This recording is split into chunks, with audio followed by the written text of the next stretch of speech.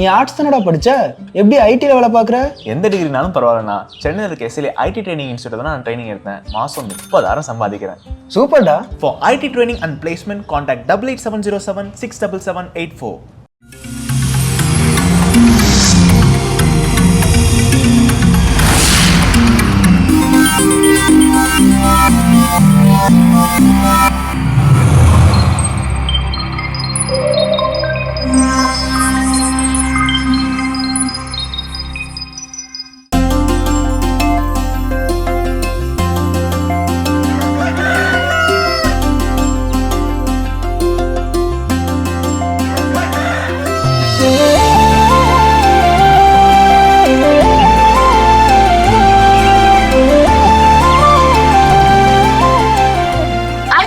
அனைவருக்கும் இனிய காலை வணக்கம். எங்களுடன் இந்த நீங்கள் பார்க்கவிருப்பது மாதா தொலைக்காட்சியின் கடவுள் வணக்கம்.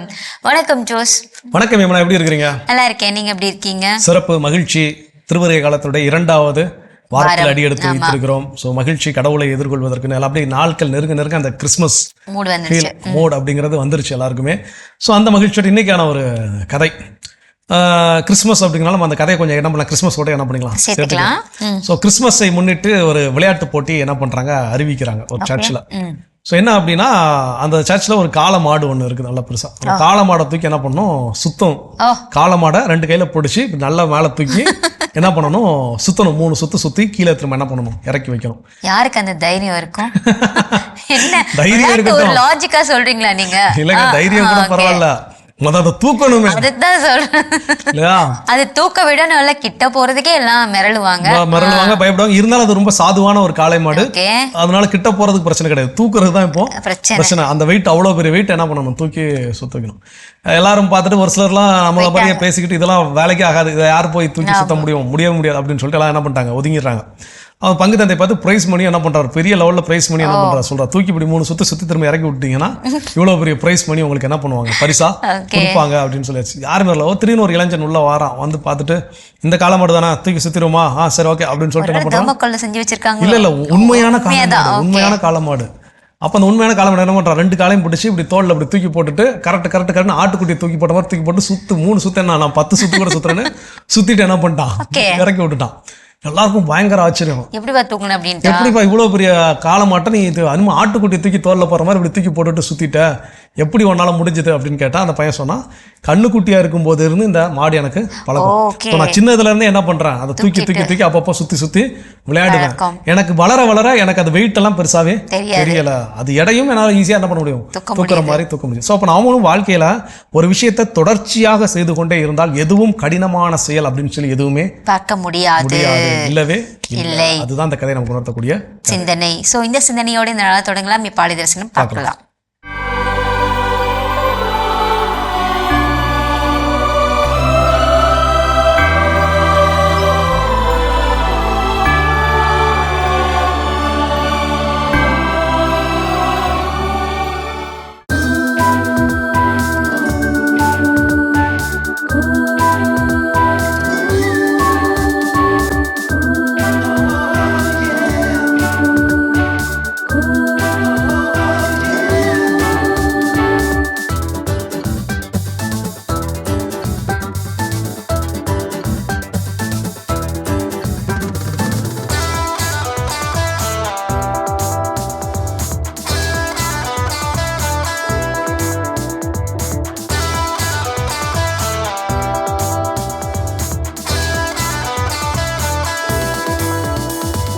அடைக்கல தாயே மாமரியே, வாழ்த்தி வணங்குகிறோ. அகிலம் போற்றிட உயர்ந்த தாய், வாழ்த்தி வணங்குகிறோ. அடைக்கல தாயே மாமரியே, வாழ்த்தி வணங்குகிறோ. அகிலம் போற்றிட உயர்ந்த தாயே, வாழ்த்தி வணங்குகிறோ.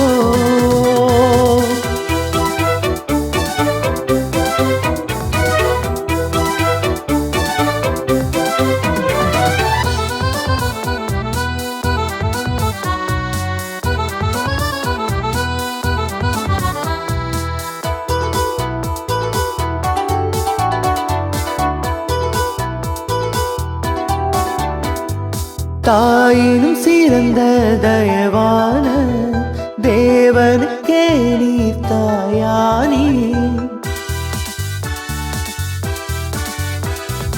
தாயினும் சிறந்த தயவான தேவனுக்கே நீ தாயானி. ராதலினால் நீராதாம் புதல்வன், நாதலினால் நீராதாம் புதல்வன். அனைவரும் போற்றும் தாயானி, அனைவரும் போற்றும் தாயானி. அடைக்கல தாயே மாமரியே வாழ்த்தி வணங்குகிறோ. அகிலம் போற்றிட உயர்ந்த தாய் வாழ்த்தி வணங்குகிறோ.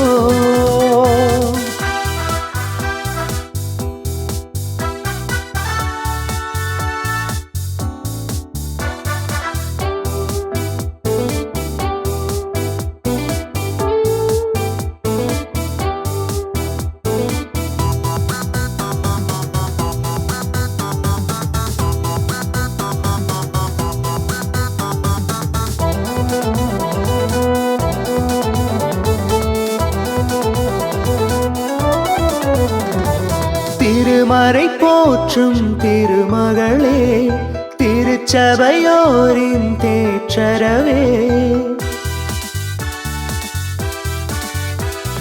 திருமறை போற்றும் திருமகளே, திருச்சபையோரின் தேற்றரவே. அரும் பெரும் நலன்களை உன் வழி அடைந்தோம், அரும் பெரும் நலன்களை உன் வழி அடைந்தோம். அகமகிழ்ந்துமக்கே நன்றி சொன்னோம், அகமகிழ்ந்துமக்கே நன்றி சொன்னோம். அடைக்கல தாயே மாமரியே வாழ்த்தி வணங்குகிறோ. அகிலம் போற்றிட உயர்ந்த தாயே வாழ்த்தி வணங்குகிறோ. அடைக்கல தாயே மாமரியே வாழ்த்தி வணங்குகிறோ. அகிலம் போற்றிட உயர்ந்த தாயே வாழ்த்தி வணங்குகிறோ. சிறப்பான ஆலய தரிசனம் பார்த்தாச்சு, இன்றைய நாள தொடங்கியாச்சு. ஸோ காலையிலேயே ஒரு சிறப்பான கதை நம்ம கேட்டோம். எதுவுமே நம்ம பழகிட்டா எதுவுமே நமக்கு கஷ்டம் இல்லை அப்படின்னு சொல்லிட்டு. ஸோ இன்னைக்கு டாபிக் எப்படிப்பட்டதா நமக்கு இருக்க போகுது? ஸோ அது மாதிரியே தான் கொஞ்சம் என்ன அப்படின்னா, நம்ம வீழியத்துல வந்து நிறைய உவமைகள் இருக்கு. அதுல வந்து 10 தோழியர் உவமை, பழைய மொழிபெயர்ப்பு 10 கன்னியர். சோ 5 பேர் வந்து தேவையான விளக்கு எல்லாம் எண்ணெல்லாம் எடுத்துட்டு போனாங்க, 5 பேர் எண்ணெய் எடுத்துட்டு போகல. சோ மணமகன் வர இந்த கதைலாம் நமக்கு தெரிஞ்ச விஷயம்.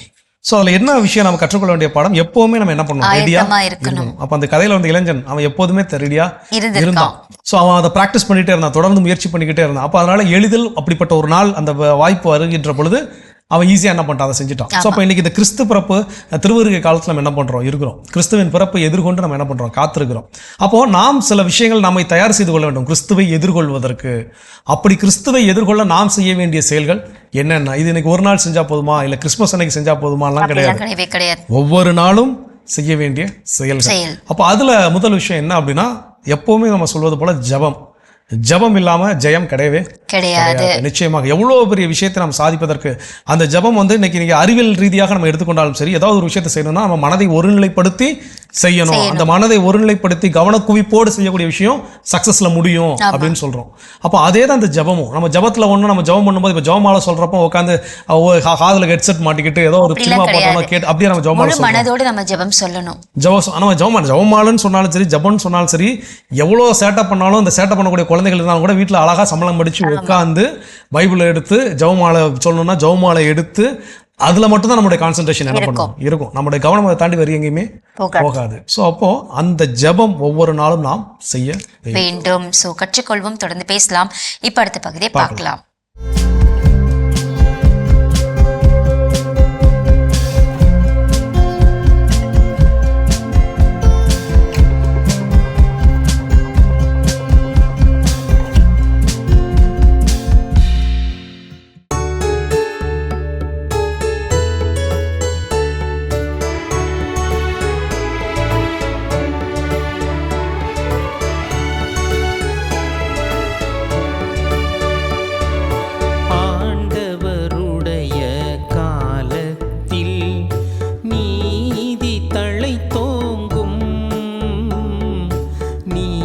நீதி தழைத்தோங்கும். ஆண்டவருடைய காலத்தில் நீதி தழைத்தோங்கும், நீதி தழைத்தோங்கும்.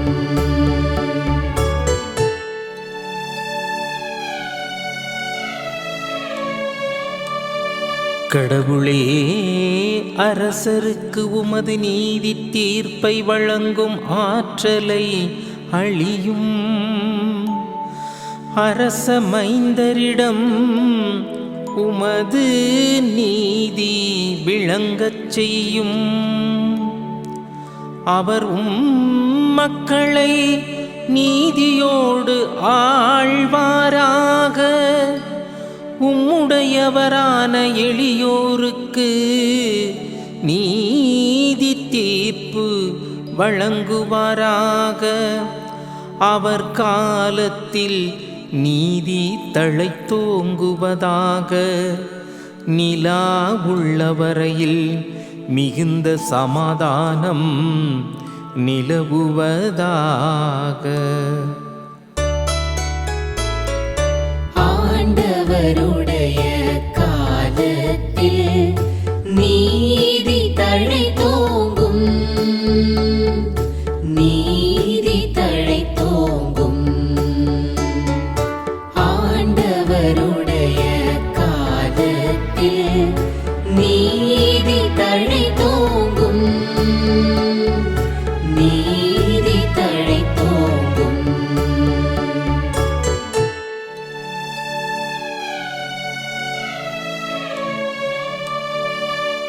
ஒரு கடலிலிருந்து அடுத்த கடல் வரைக்கும் அவர் ஆட்சி செலுத்துவார். பேராற்றிலிருந்து உலகின் எல்லை வரைக்கும் அவர் அரசாழ்வார்.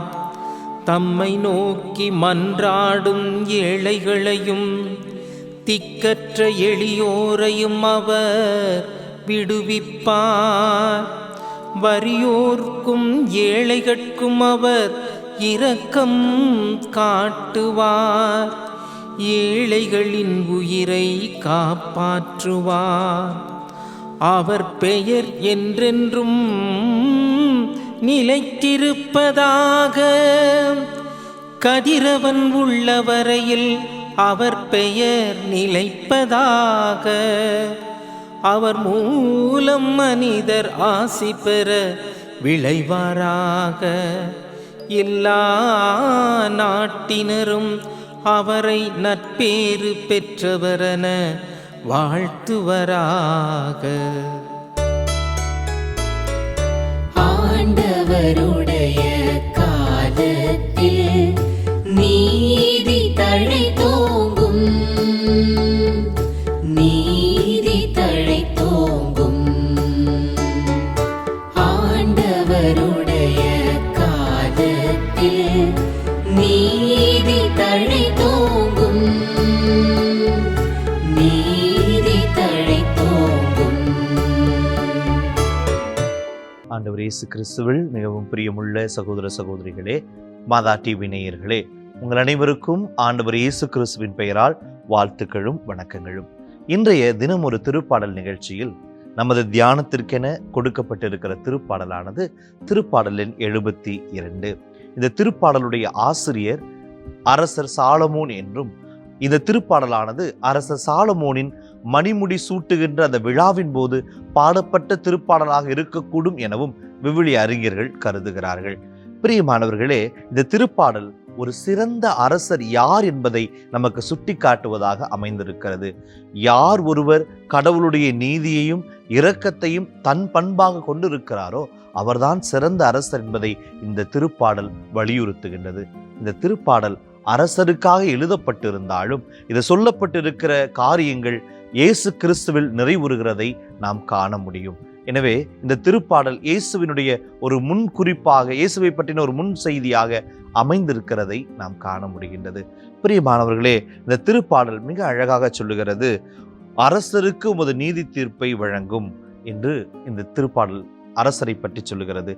கடவுளுடைய ஞானமா மனித ஞானமா? அரசர் என்பவர் கடவுளின் ஞானத்தை கொண்டு மனிதர்களை ஆள வேண்டும். மனித ஞானத்தை கொண்டு ஆளுகிற பொழுது தன்னுடைய சுய லாபத்திற்காக மனிதர்களை சுரண்டுகிறவர்களாக இருப்பார்கள். மாறாக இறை ஞானத்தோடு செயல்படுகிறவர்கள் எளிய மக்களின் சார்பாக செயல்படுகிற ஒரு அரசராக இருப்பார்கள். அப்படிப்பட்ட ஒரு அரசராக இருக்க இந்த திருப்பாடல் அழைப்பு கொடுக்கின்றது. இதோ உம்முடையவரான எளியோருக்கு நீதி தீர்ப்பு வழங்குவீராக. உண்மையான அரசர் என்பவர் எளிய மக்களை, கைவிடப்பட்ட மக்களை, ஒதுக்கப்பட்ட மக்களின் சார்பாக நிலைப்பாடு எடுக்கிறவராக, அவர்களை பாதுகாப்பவராக இருப்பார் என்பதை இந்த திருப்பாடல் வரிகள் நமக்கு சுட்டி காட்டுகின்றது. தொடர்ந்து நாம் வாசிக்கிறோம். அவர் காலத்தில் நீதி தலை தோங்குவதாக, நிலா உள்ளவரையில் மிகுந்த சமாதானம் நிலவுவதாக, ஒரு கடலிலிருந்து அடுத்த கடல் வரைக்கும் அவர் ஆட்சி செலுத்துவார் என்று இந்த திருப்பாடல் ஆசிரியர் நமக்கு சொல்லுகிறார். இதில் நிலா உள்ளவரை என்ற சொல் ஆண்டவருடைய ஆட்சி நிரந்தரமானது என்பதையும், ஒரு கடலிலிருந்து அடுத்த கடல் வரை என்ற சொல்லாடலானது ஆண்டவர் அனைத்துலகிற்கும் அரசர் என்பதையும் சுட்டி காட்டுவதாக அமைந்திருக்கிறது. அந்த அரசருடைய ஆட்சியில் நீதியும் நிறை அமைதியும் நிறைவாக இருக்கும் என்பதையும் இந்த திருப்பாடல் ஆசிரியர் நமக்கு சுட்டி காட்டுகின்றார். தொடர்ந்து நாம் வாசிக்கிற போது, தம்மை நோக்கி மன்றாடும் ஏழைகளையும் திக்கற்ற எளியோரையும் அவர் விடுவிப்பார். வறியோர்க்கும் ஏழைகளுக்கும் அவர் இரக்கம் காட்டுவார். ஏழைகளின் உயிரை அவர் காப்பாற்றுவார் என திருப்பாடல் ஆசிரியர் எழுதுகிறார். ஒரு உண்மையான அரசருடைய அடையாளம் இரக்கம். இரக்கம்தான் அவருடைய அடையாளம். எளியவரோடு தன்னை அடையாளப்படுத்திக் கொள்கிற அரசர் தான் உண்மையான அரசர். பல நேரங்களில் அரசர்கள், அதிகாரத்தில் இருப்பவர்கள், பணம் படைத்தவர்களோடும் வசதி வாய்ப்புள்ளவர்களோடும் தங்களை அடையாளப்படுத்திக் கொள்வார்கள். ஆனால் உண்மையான அரசர் என்பவர் எளிய மக்களோடு தன்னை அடையாளப்படுத்திக் கொள்கிறவராக இருப்பார் என்பதை இந்த திருப்பாடல் நமக்கு சுட்டி காட்டுகின்றது. எளிய மக்களை சுரண்டுகிறவர் அல்ல, எளிய மக்களின் சார்பாக நிற்கிறவர், எளிய மக்களின் பாதுகாவலனாக இருப்பவர், எளிய மக்களை மீட்பவராக இருப்பவர் தான் உண்மையான அரசராக இருக்க முடியும் என இந்த திருப்பாடல் சுட்டி காட்டுகின்றது. தொடர்ந்து நாம் வாசிக்கிறோம். அவர் பெயர் என்றென்றும் நிலைத்திருப்பதாக, கதிரவன் உள்ள வரையில் அவர் பெயர் நிலைத்திருப்பதாக. கதிரவன் உள்ள வரையில் அவர் பெயர் நிலைத்திருப்பதாக என்ற இந்த சொல்லாடலானது இறைவனுடைய ஆட்சிக்கு ஒருபோதும் முடிவே கிடையாது. அது நிலையானது, நிரந்தரமானது. அவர் வழியாக இந்த உலகம் முழுவதும் ஆசி பெறும் என்பதை நமக்கு சுட்டி காட்டுகின்றது. பிரியமான சகோதர சகோதரிகளே, இந்த திருப்பாடலிலிருந்து இன்று நம்முடைய வாழ்க்கைக்கு நாம் கற்றுக்கொள்ள வேண்டிய பாடங்கள் என்ன?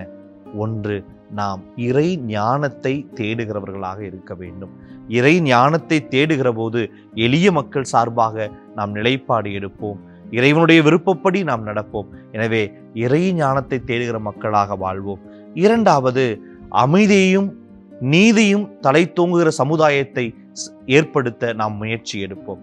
நாம் பணி செய்கிற இடங்களிலாக இருக்கலாம், நம்முடைய குடும்பங்களிலாக இருக்கலாம், நம்முடைய பங்கு தலங்களிலாக இருக்கலாம். எல்லா இடத்திலும் நாம் அமைதியையும் நீதியும் நிலைநாட்ட நம்மால் என்ற முயற்சிகளை நாம் எடுப்போம். அதே போல எளியவர் சார்பாக நிலைப்பாடு எடுக்கிறவர்களாக நாம் இருக்க வேண்டும். இந்த அரசர் எப்படி எளிய மக்களோடு தன்னை அடையாளப்படுத்தி கொண்டோரோ, அதே போல நம்மை சுற்றி இருக்கிற தேவையில் இருக்கிற மனிதர்கள் சார்பாக நிலைப்பாடு எடுத்து அவர்களை தேடி அவர்களுக்கான உதவிகளை செய்கிற மனிதர்களாக நாம் மாற வேண்டும். இறுதியாக நமக்கு இந்த திருப்பாடல் கொடுக்கிற ஒரு செய்தியானது, நம்முடைய வாழ்க்கை பிறருக்கு ஆசீர்வாதமானதாக மாற வேண்டும். நம்முடைய சொல்லும், நம்முடைய வாழ்வும், நம்முடைய செயலும் நம்மை சுற்றி இருக்கிற மனிதர்களுக்கெல்லாம் ஆசீர்வாதமாக மாறும்படி நம்முடைய சொல்லும் செயலும் இருக்க வேண்டும் என்பதை இந்த திருப்பாடல் ஆசிரியர் நமக்கு சுட்டி காட்டுகிறார். எனவே பிரியமானவர்களே, இந்த திருப்பாடலிலிருந்து கற்றுக்கொண்டதை போல நீதியையும் அமைதியும் வளர்க்கிற, எளிய மக்களோடு நிலைப்பாடு எடுக்கிற, எல்லோருக்கும் ஆசீர்வாதமாக மாறுகிற அந்த வரத்தை வேண்டி இந்த வேளையில் நாம் இறைவனை நோக்கி மன்றாடுவோம். ஜெபிப்போமாக. தாயும் தந்தையுமான இறைவா, இந்த நாளுக்காக உமக்கு நன்றி செலுத்துகிறோம். நீரே உலக அனைத்திற்கும் அரசர். உமது ஆட்சிக்கு முடிவே இராது என்பதை நாங்கள் அறிந்திருக்கிறோம். உமது ஆட்சியில் நிறைவான நீதியும் நிறை அமைதியும் குடிகொண்டிருக்கும் என்பதை நாங்கள் அறிந்திருக்கிறோம். அன்பு தெய்வமே, உம்மை போல நாங்களும் எல்லா இடங்களிலும் நீதியோடும் பொறுமையோடும் செயல்படக்கூடிய அருளை, ஆசிரை எங்களுக்கு கொடுப்பீராக. எங்களை சுற்றி இருக்கிற ஏழை மனிதர்களில் உம்மை காணக்கூடிய வரத்தை எங்களுக்கு கொடுப்பீராக. எங்களுடைய சொல்லும் செயலும் இதோ பிறருக்கு ஆசீர்வாதமாய் மாறும்படி நீ செய்வீராக. உமது கரங்களில் எங்கள் ஜெபத்தை எல்லாம் ஒப்பு கொடுக்கிறோம். ஜெபம் கேட்டு பதில் தாரும் எங்கள் அன்பு தெய்வமே. ஆமீன். அருமையான தினம் ஒரு திருப்பாடல் பகுதி பார்த்துட்டோம். எனக்கான திருப்பாடலும் கேட்டாச்சு. அதோட நம்ம பேசிட்டு இருக்கிறோம் திருவருகை காலத்தில் கிறிஸ்துவை எதிர்கொள்ள நாம் செய்ய வேண்டிய செயல்கள் ஒவ்வொரு நாளும் என்ன. அடுத்ததான் என்ன சொல்றாங்க? அடுத்தது என்ன சொல்றாங்கன்னா, எப்படி டெய்லி ப்ரேயர் ரொம்ப முக்கியமோ அந்த மாதிரி டெய்லி விவிலியம் படிக்கிறது ரொம்பவே முக்கியம் அப்படின்னு சொல்றாங்க.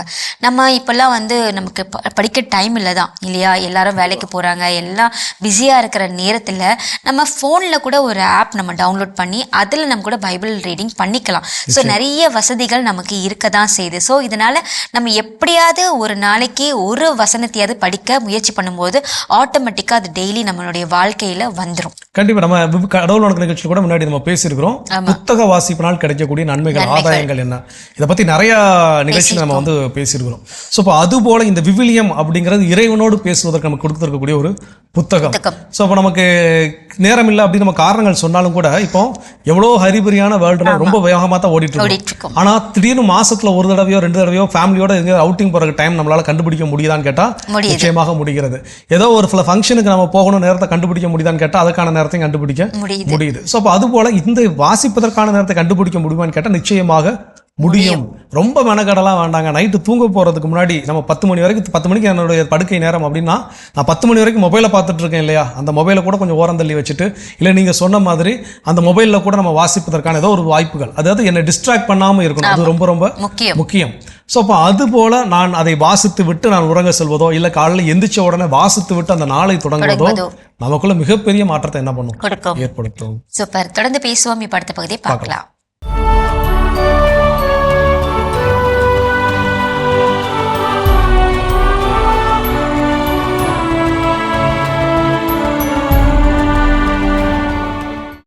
டிசம்பர் 7. புனித அம்புரோஸ். பிரான்ஸ் நாட்டில் வாழ்ந்த வசதி மிகுந்த குடும்பத்தில் கிபி 340ஆம் ஆண்டு பிறந்தார் அம்புரோஸ். ரோமை சென்று இலக்கியம் மற்றும் சட்டக் கல்வியினை பயின்ற இவர் லிகூரியா, எமிலியா மாநிலங்களின் ஆளுநராக நியமிக்கப்பட்டார். கிபி 374ஆம் ஆண்டு மிலான் நகர ஆயர் ஆக்செந்தியூஸ் விண்ணகமடைய மிலான் நகர மக்களால் ஆயராக தேர்ந்தெடுக்கப்பட்ட அம்புரோஸ் திருமுழுக்கு பெற்று குருவாகவும் ஆயராகவும் திருப்பொழிவு செய்யப்பட்டார். தன் சொத்துக்கள் அனைத்தையும் வறியவர்களுக்கு பகிர்ந்துவிட்டு ஆண்டவரின் பணிகளைச் செய்த ஆயர் அம்புரோஸ் கிரேக்க ஞானிகளான பிலோ, ஒரிஜன், அத்தனாசியூஸ் மற்றும் பாசிலின் போன்றவர்களின் எழுத்துக்களை வாசித்து புலமை பெற்றார். தன் எளிய மறையுரையினால் மக்களின் மனம் கவர்ந்த இவர் ஹிப்போ நகர் அகுஸ்தினார் மற்றும் கிறிஸ்துவினை அறியாத மக்கள் மனம் திரும்ப காரணமாக அமைந்தார். ஆரிய தப்பறையினை பின்பற்றிய ஆயர்கள் பல்லாடியூஸ், செகுந்தியானூஸ் இருவரையும் ஒழுங்குபடுத்துவதற்கு 32 ஆயர்கள் அடங்கிய அவையானது கூட்டப்பட ஆயர் அம்புரோஸ் இவ்வவையின் தலைவராக தம் பொறுப்பினை செம்மையாகச் செய்தார். மிலான் நகரின் ஆளுநராக பணி செய்து ஆண்டவரின் விருப்பத்தின்படி ஆயராக உயர்வு பெற்று மறைப்பணிகளைச் செய்த ஆயர் அம்புரோஸ் கிபி 397ஆம் ஆண்டு டிசம்பர் 7ஆம் நாள் விண்ணகமடைந்தார். அரசர் திருச்சபையின் அலுவல்களில் தலையிடக்கூடாது, அரசர் திருச்சபைக்கு கட்டுப்பட்டவர் என்று கூறி ஆண்டவரின் பணிகளை மனவலிமையோடு செய்த ஆயர் அம்புரோசினை திரு அவை புனிதராக உயர்த்தி தேனி வளர்ப்போருக்கு பாதுகாவலராக அறிவித்தது. புனித அம்புரோஸ் திருவிழாவினை கொண்டாடுகின்ற நாம் தேனீக்கள் வளர்ப்பு தொழில் செய்வோருக்காகவும் அவர்களின் முன்னேற்றத்திற்காகவும் ஆண்டவரிடம் ஜெபிப்போம். சிறப்பான இன்றைய புனிதர் பகுதி நம்ம பார்த்தாச்சு. நாம இன்னைக்கு பேசிட்டு இருக்கோம் கிறிஸ்துவை எதிர்கொள்ள நாம செய்ய வேண்டிய திருவருகை காலத்துல என்னென்ன செய்யணும்னு பேசிட்டு இருக்கோம். அடுத்ததா என்ன செய்யணும்? அடுத்ததா இந்த திருவருகை காலத்தில் கிறிஸ்துவை எதிர்கொள்வதற்கு நாம் செய்ய வேண்டிய செயல் மன்னித்தல். ரொம்ப ரொம்ப கடினமான ஒரு விஷயம் நம்ம என்ன பண்றோம், பல நேரங்கள் நம்ம நினைச்சிட்டு இருக்கோம். ரொம்ப நமக்கு ஏதோ ஈஸியான வேலை.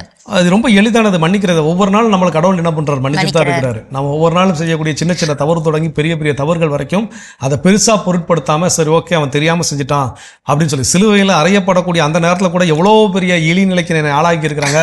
சும்மாவை என்னை சிலுவையில் இருந்தாங்க, போறப்பெல்லாம் போட்டு சொல்லிட்டு தான் போயிருக்காரு. அந்த சிலுவை பாதை தியானிக்கும் போதே நம்ம அவ்வளவு சொல்றோம். அவர் வந்து கீழே விழுந்தாரு, அவரை அடிச்சாங்க, ஏறி மிதிச்சாங்க, அவரை வசைபாடுனாங்க, திட்டுனாங்க. இவ்வளோ நடந்தும் அந்த சிலுவையில் தொங்கும் போது இவர்கள் செய்வது என்னதென்று அறியாது செய்கிறார்கள் அப்படின்னு ஒரு மனுஷனால, ஒரு வாழக்கூடிய கடவுளால் அது சொல்ல முடிஞ்சது அப்படின்னா நம்மளால நிச்சயமாக அது சொல்ல முடியும். அப்போ இந்த திருவருகை காலத்தில் நம்ம ஒவ்வொரு நாளும் யார் யாரெல்லாம் என்னால் மன்னிக்க முடியலையோ கொஞ்சம் கொஞ்சமாக அவர்கள் செய்யக்கூடிய செயல்கள் என்ன எனக்கு செஞ்சாங்க, அப்போ அதை மறக்க தொடங்க வேண்டும்.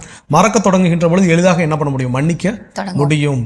ஸோ அப்போ நான் மன்னிக்கல, நான் இந்த கிறிஸ்மஸில் அட்லீஸ்ட் எனக்கு நான் இவ்வளோ நாள் வெறுப்பில் இருந்த ஒருத்தரையோ, இவ்வளோ நாள் நான் நேசிக்க தவறு ஒருத்தரையோ நான் மன்னிக்கவில்லை என்றால் இந்த கிறிஸ்து பிறப்பு எனக்குள்ள எந்த மாற்றத்தையும் என்ன பண்ண போகிறது கிடையாது, கொடுக்க போகிறது இல்லை. அப்போ மன்னிக்க கற்றுக்கொள்ள வேண்டும். சூப்பர்.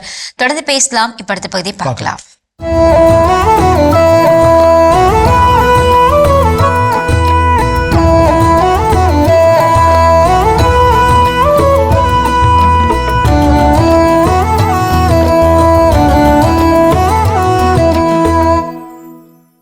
உலகளாவிய ஹைக்கூ கவிதை போட்டி அந்த வருடம் அறிவித்தவர் திரைப்பட இயக்குனர் லிங்குசாமி. தனது கவிதை தேடலுக்காக வந்து குவிந்தன 8000 கவிதைகள். அதிலே சிறந்தவையாக தேர்ந்தெடுக்கப்பட்டவை 50. அதை புத்தகமாக்கி இருக்கிறார்கள். அவற்றில் இதோ ஆகச் சிறந்த 10. வாடியது கொக்கு, ஓடியதெல்லாம் ஜோடி மீன்கள். ஜோடிகளை பிரிக்க கொக்குக்கு கூட மனம் வரவில்லையாம். தூண்டில் மீன், அதன் கண்களில் விடை பெற்றுக் கொண்டது நதி. சுள்ளி பொறுக்கிய சிறுமிக்கு தன் இறகை உதிர்த்துவிட்டு போனது மயில். என்னை போலவே நடித்து காட்டுகிறது என் நிழல். எந்த கிளி ஏமாற்றியதோ தாடியுடன் நிற்கிறது ஆலமரம். ஊதுகுழல் இசைக்கிறாள் அம்மா, நடனமாடுகிறது நெருப்பு. பனி பறந்த கண்ணாடி, கண் வரைந்தேன், வழிந்தது கண்ணீர். உறவுகளை பிரிக்க கத்தரிக்கோள் தேவையில்லை, காரணங்களே போதும். எப்படி, நல்லா இருக்கா? சிந்திக்க தூண்டுதா? இதோ இன்னும் கொஞ்சம். நேற்றைய சண்டையை மறந்து மனம் விட்டு புன்னகைக்கிறது எதிர் வீட்டு குழந்தை. பசித்த மீன்களுக்கு இரையாக போவதில்லை, குளத்தில் மிதக்கும் நிலவு. ஏறி போகும் எறும்பை ஆச்சரியமாக பார்த்தது ஆழ் குழியில் விழுந்த யானை. தூக்கத்தில் புன்னகைக்கும் குழந்தையின் முகம் கடவுளின் சாயல். யாசக பாடகனின் தட்டில் சில்லறை விழ தடுமாறும் பாடல். தண்டவாளங்கள் சந்தித்துக் கொண்டன பழைய இரும்பு கடையில். பொத்தலோடுதான் செய்வார்களோ அப்பாக்களின் பணியன்களை? மந்தையிலிருந்து தவறி செல்லும் ஒற்றை ஆட்டின் பாதை சரியாகவும் இருக்கலாம். கிளம்புங்கள், மந்தையில் இருந்தது போதும். மாடு தொலைந்த இரவு, தேடி அலையும் திசையெங்கும் கேட்கும் மணியோசை. மணல் திருடனுக்கும் அஸ்தி கலக்க தேவைப்படுகிறது ஒரு நதி. கடைசி மூச்சில் என்னையே பார்த்த அந்த வளர்த்த ஆடு என்ன கேட்டிருக்கும்? ஆஹா, என்னே இந்த நறுக்கு தமிழின் தனித்தன்மை. இந்த நறுக்குகள் எல்லாம் ஊறப் போட்டு உணரப்பட வேண்டியவைகள். அருமையான கதைகள் 1000 பகுதி பார்த்துட்டோம். இன்னைக்கான கதையும் சிந்தனையும் கேட்டாச்சு. அதோட நாம் இன்னைக்கு பேசிட்டு இருக்கிறோம் கிறிஸ்து பிறப்பை எதிர்கொள்வதற்கு இந்த திருவருகை காலத்தில் நாம் செய்ய வேண்டிய செயல்கள். அடுத்ததா என்ன? அடுத்ததா என்னன்னா, பிறருக்கு உதவி செய்யக்கூடிய அந்த மனதினை நம்ம வளர்த்து கொள்ள வேண்டும் அப்படின்னு சொல்றாங்க.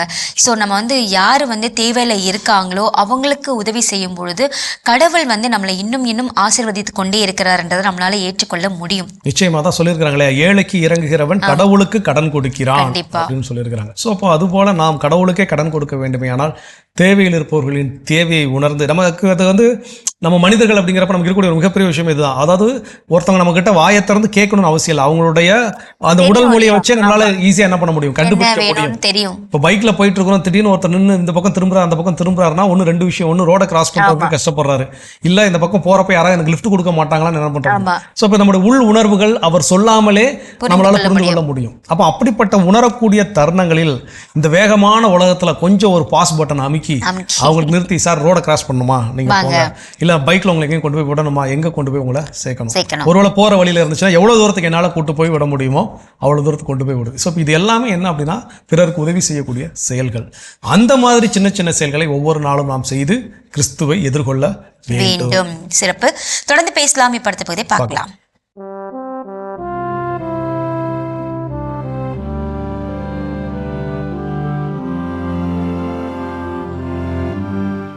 அன்புக்குரியவர்களே, ஆண்டவர் இயேசுவின் இனிய திருப்பெயரில் உங்களை அன்போடு வாழ்த்துகின்றேன்.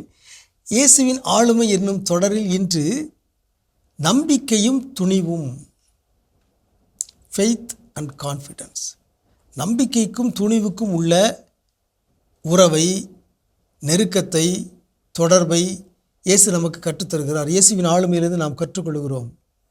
there is a positive correlation between faith and confidence. நம்பிக்கை கூட கூட துணிவு கூடுகிறது என்பதை இயேசு நமக்கு கற்றுத்தருகிறார். மத்தேயு நற்செய்தி 9ஆம் அதிகாரம் 22வது அருள் மொழியில் ஒரு பெண்ணை இயேசு நலப்படுத்துகிறார். அவரை திரும்பி பார்த்து இயேசு சொல்கிறார், மகளே துணிவோடிரு, உனது நம்பிக்கை உன்னை குணமாக்கிற்று. மகளே துணிவோடிரு, உனது நம்பிக்கை உன்னை குணமாக்கிற்று. ஆகவே துணிவுக்கும் நம்பிக்கைக்கும் என்ன தொடர்பு என்கிற கேள்வி நம் மனதில் எழலாம். துணிவு என்பதை இயேசு பயன்படுத்துவதற்கான காரணம் இருக்கிறது.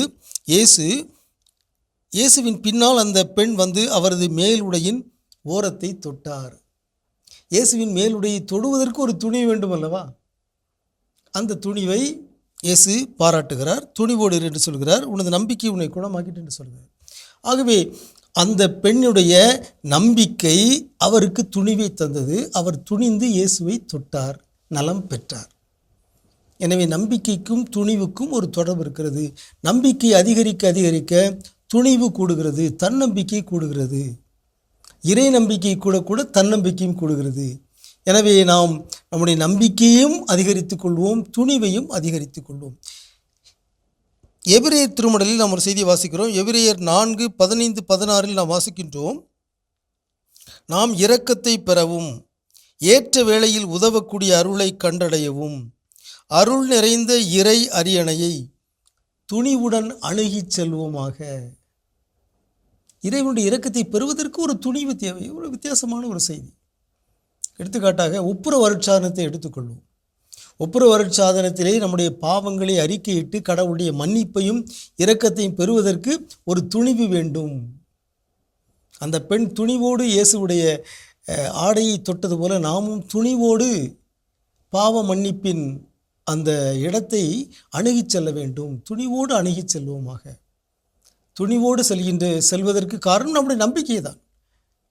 ஒப்புரவு அருட்சாதனத்தில் கடவுள் நம்முடைய பாவங்களை மன்னிக்கிறார், அவருடைய இரக்கத்தை பெறுகிறோம் என்று நாம் நம்பினால் நாம் துணிவோடு பாவங்களை அறிக்கையிட முடியும். இன்று பலருக்கு அந்த துணிவு இல்லை, ஆர்வம் இல்லை, ஊக்கம் இல்லை, நம்பிக்கை இல்லை. எனவே பாவங்களை அறிக்கையிடுவதில்லை, ஒப்புரவு அருட்சாதனத்தை பெறுவதில்லை. நம்பிக்கைக்கும் துணிவுக்கும் தொடர்பு இருக்கிறது. எனவே நம்முடைய நம்பிக்கை அதிகரித்து துணிவோடு நாம் இறைவனுடைய இரக்கத்தை அணுகி செல்வோமாக.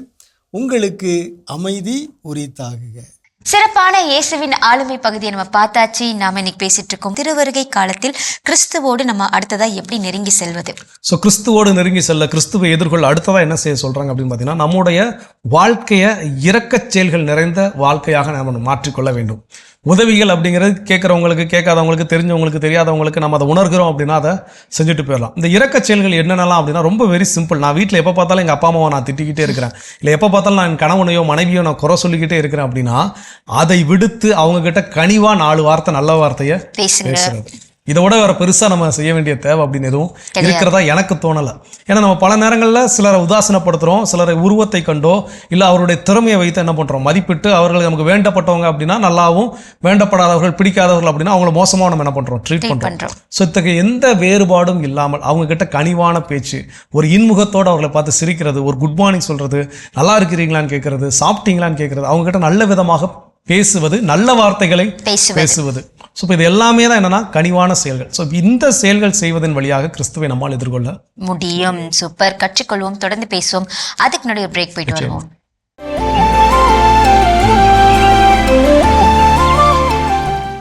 நிகழ்ச்சிகள் உங்களை மீண்டும் அன்புடன் வரவேற்கின்றோம். நீங்கள் பார்த்து கொண்டிருப்பது மாதா தொலைக்காட்சியின் கடவுள் வணக்கம். ஸோ சிறப்பான நாளில் பேசிட்டு இருக்கிறோம். ஏன்னா கிறிஸ்து பிறப்பை எதிர்கொள்வதற்கு, கிறிஸ்துவை எதிர்கொள்வதற்கு இந்த திருவருகை காலத்தில் செய்ய வேண்டிய செயல்கள். அடுத்ததான் என்ன சொல்றாங்க?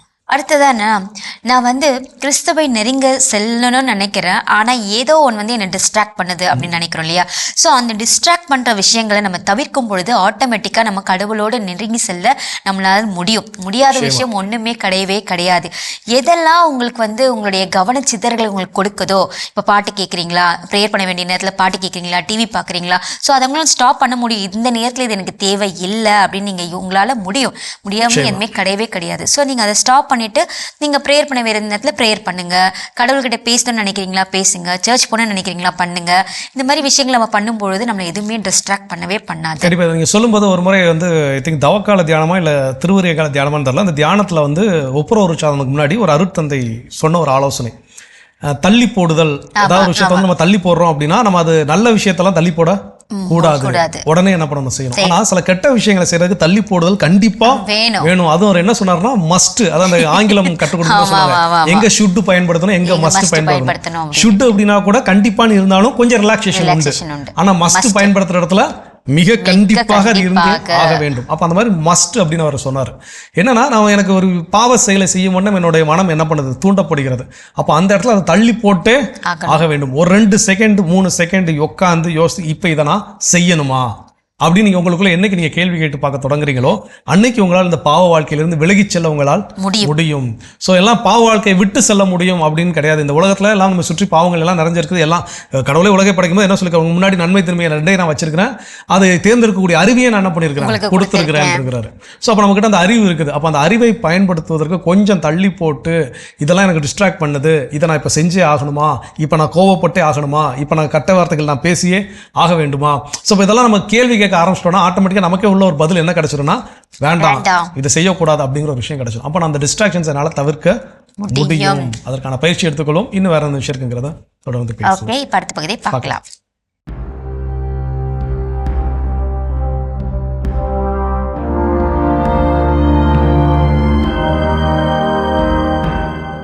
மாதா தொலைக்காட்சி நண்பர்களே, உங்கள் அனைவருக்கும் வாழ்த்துக்கள்.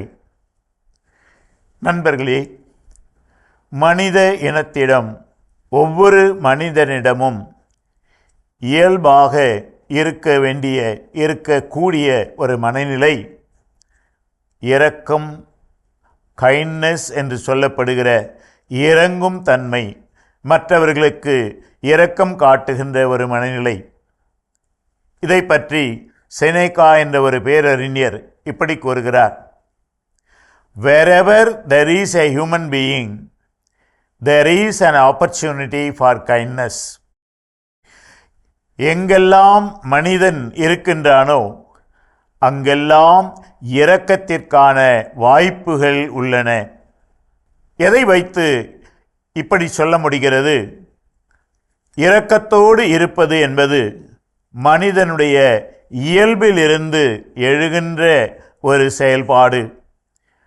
இயல்பிலேயே மனிதன் இரக்கமுடையவன். ஆனால் இன்று நாம் வாழ்கின்ற குடும்பங்களிலே அல்லது நமது குழுமங்களிலே, நமது வீடுகளிலே, நமது ஊரிலே எப்படி பார்க்கிறோம்? அந்த இரக்கம் இல்லாத தன்மை.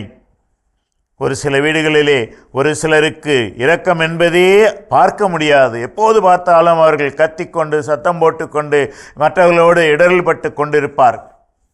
ஆனால் எல்லா மனிதருடைய உள்ளத்திலும் கடவுள் இரக்கத்திற்கான ஆற்றலை, இரக்கத்தோடு இருப்பதற்கான வாய்ப்பை அவர் அங்கே வைத்திருக்கிறார். அதனால்தான் மனிதன் இயல்பிலேயே இரக்கம் கொண்டவன். அதனால்தான் இந்த செனேக்கா சொன்னார், எங்கெல்லாம் ஒரு மனிதன் இருக்கிறானோ அங்கெல்லாம் இரக்கத்திற்கான வாய்ப்பு உண்டு.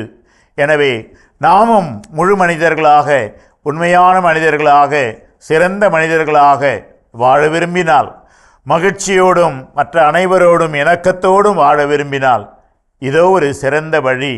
மற்றவர்களுக்கு இரக்கம் காட்டி பேச்சிலும் செயல்பாடுகளிலும் வாழ்க்கை முறையிலும் மற்றவர்களுக்கு இரக்கத்தை காட்டி நானும் ஒரு மனிதன்தான் என்பதை அவ்வப்போது நிரூபிக்க நாம் முயற்சி எடுப்போமா? முயன்று வாருங்கள், மனிதர்களாக வாழுங்கள். உங்கள் அனைவருக்கும் வாழ்த்துக்கள். சிறப்பான ஆன்றோர் வாக்கு பகுதி நம்ம பார்த்தாச்சு. நாம இன்னைக்கு பேசிட்டு இருக்கோம் திருவருகை காலத்துல கிறிஸ்துவுக்குள் எப்படி நம்ம நெருங்கி செல்வது அப்படின்னு சொல்லிட்டு. அடுத்ததான் நம்ம என்ன செய்யணும்? ஸோ அடுத்ததான் என்ன அப்படின்னா, நம்ம வாழ்க்கை நிலையை வந்து நம்ம எல்லாரும் ரொம்ப ஆடம்பரமா, நான் எல்லாரும் முன்னாடி எனக்கு எல்லாம் என்கிட்ட எல்லாம் இருக்குது, நான் எல்லாம் தெரிஞ்ச அப்படிங்கிற மாதிரி நாம் காட்டிக்கொள்ளதான் என்ன பண்றோம்னா விருப்பப்படுகிறோம். ஆனால் அதை விடுத்து எளிமையாக எல்லோரும் அணுகும் வண்ணம் ஒரு எளிய மனிதராக நம்ம என்ன பண்ணணும், வாழ வேண்டும். அப்போதான் நம்ம கிறிஸ்துவை எதிர்கொள்ள முடியும் அப்படின்னு சொல்றாங்க. இதை சொல்லும்போது சேவியர்ஸ் காலேஜில் படிக்கும்போது நான் 2008ஆம் ஆண்டு உள்ள கல்லூரிக்குள்ள நுழையும் போது அப்போ அங்கே கலைமனைகளின் அதிபராக வந்து ஃபாதர் பிரிட்டோ வின்சென்ட் அப்படின்னு சொல்லி ஒருத்தர் இருந்தார். இப்போ வந்து சென்னை மாகாணத்தினுடைய ப்ரொவின்ஷியலாக இருக்கிறார். அவர் நான் அவர் வந்து நான் பார்க்கும்போது அவர் ரெக்டர்னு, அது அதிபர்னுலாம் எனக்கு தெரியாது. இப்போ யூஸ்வலாக ஒரு ஃபாதர் யாரோ ஒருத்தவங்க பெரிய பொறுப்பில் இருக்கிறவங்க பார்த்தாங்களா எப்படி அவங்க கூட யாராவது 2-3 பேர் இருப்பாங்க அப்படின்ட்டு. இவர் அந்த ஈவினிங் டைம் போல் வாக்கிங் போகிற நேரம் சாதாரண ஒரு பேண்ட்டு, ஒரு ஷர்ட்டு, ரப்பர் செப்பல் போட்டுட்டு கேஷுவலாக போகிறாரு அவர்கிட்ட. அதுக்கப்புறம் 2வது டைம் நான் அவரை பார்க்கும்போது அவர் சைக்கிள் என்ன பண்ணுறாருன்னா, காலேஜுக்குள்ளே இருந்து சைக்கிள் எடுத்து அழுத்தி மிதிச்சுக்கிட்டு எங்கேயோ போகிறாரு, வெளியே ஏதோ ஒரு வேலையாக அவர் போகிறாரு. எனக்கு நான் காலேஜில் போய் சேர்ந்து எங்களுக்கு காலேஜில் வந்து ஓரியன்டேஷன் வைக்கும்போது தான் ஒவ்வொரு அஃபிஷியல்ஸ் எல்லாம் இன்ட்ரோ பண்ணும்போது இவர் அதிபர்னு பேசுகிறாங்க. என்னது அதிபரா, ரெக்டர் ஃபாதரா இப்படி இருக்கிறாரு அப்படின்னு சொல்லக்கூடிய ஒன்று.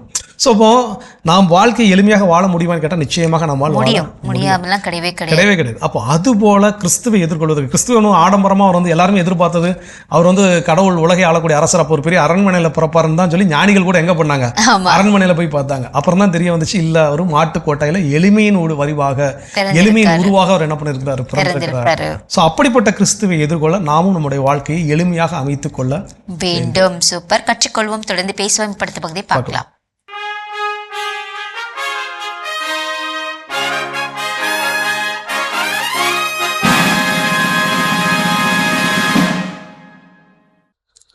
மாதா தொலைக்காட்சி நீங்கள் அனைவருக்கும் அன்பின் வணக்கம். இந்தியராகிய நாம் என்கிற இந்த தொலைத்தொடரின் மூலமாக மீண்டும் உங்களோடு இணைவதில் மகிழ்ச்சி அடைகிறேன். உள்ளாட்சியினுடைய கிராம சபைகளுடைய பொதுவான தன்மை பற்றி பார்த்திருக்கிறோம். நாம் எப்படி பங்கேற்பது, நம்முடைய பங்கேற்பு எப்படி ஒரு நாட்டிற்கு பங்களிப்பை உருவாக்குகிறது, அந்த பங்களிப்பினால் எப்படி ஒரு அரசு வெளிப்படைத்தன்மை நிறைந்த அரசாக மாறுகிறது என்பதை பற்றி நாம் பார்த்திருக்கிறோம். இப்போ தமிழ்நாட்டில் இது எப்படி இருக்கிறது, தமிழ்நாட்டினுடைய சட்டம் என்ன என்பதை பற்றி சுருக்கமாக ஒரு வார்த்தை, ஏன்னா நம்ம தமிழ்நாட்டில் இருக்கிறதுனால. முதலில் சொன்னது அரசியலமைப்பு சட்டத்தினுடைய அடிப்படையில் சொன்ன விஷயங்கள். இப்போது தமிழ்நாட்டில் எப்படி இருக்கிறது என்று பார்த்தோம் என்றால், தமிழ்நாடு பல விஷயங்களுக்கு பெயர் பண்ணது. உங்களுக்கு தெரியும், சமூக நீதிக்காக நாம் இன்றைக்கு இந்தியா முழுவதும் அறியப்பட்டிருக்கிறோம். ஓரளவு சமத்துவத்தை உருவாக்கி இருக்கிறோம். இன்னும் அடைவதற்கு பல மைல் தொலைவில் நாம் செல்ல வேண்டியிருக்கிறது. சகோதரத்துவத்தை பேணுவதற்கு நிறைய முயற்சிகளை மேற்கொண்டிருக்கிறோம். அதை சீர்குலைப்பதற்குரிய சக்திகளும் இருக்கின்றன. ஆனாலும் ஓரளவு சகோதரத்துவத்தை நம்மால் இந்த மண்ணிலே ராவுத்தரும் ராமும் ராஜனும் இணைந்து தோள்களில் கைப்பட்டு செல்லக்கூடிய ஒரு சூழல் இன்னும் இந்த மண்ணிலே இருக்கிறது. இப்படி இருக்கிற பொழுது இந்த நம்முடைய தமிழ்நாட்டில் 1992 மத்தியில் ஏற்படுத்தப்பட்ட பிரிவு 73வது சட்ட திருத்தம் ஊராட்சிகளுக்காகவும், 74வது சட்ட சீர்திருத்தம் நகராட்சிகளுக்காகவும், நகர்ப்புறத்தை மையப்படுத்தியும் இந்த 2 சட்ட திருத்தங்கள் உருவாக்கப்பட்டன. 93 அது நடைமுறைக்கு வந்தது. அதனுடைய அடிப்படையில் நம்முடைய மாநிலத்திலும்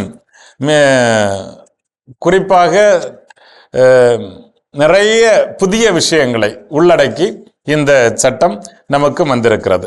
எனவே அதனுடைய அடிப்படையில் நாம் இன்றைக்கு ஓரளவு மிகுந்த ஒரு சிறப்பான நிலை அடைந்திருக்கிறோம். நமக்கு ஏற்கனவே அந்த நீதி கட்சி ஆட்சியில் இருக்கிற காலத்திலேயே இடஒதுக்கீடு முறை அது இதெல்லாம் ஓரளவு அமலுக்கு வந்துவிட்டன. 1956 தான் மாநிலங்கள் சீரமைக்கப்பட்டன மொழிவழி அடிப்படையில். அப்போதுதான் நம்ம கன்னியாகுமரி எல்லாம் இங்கே இணைந்தது.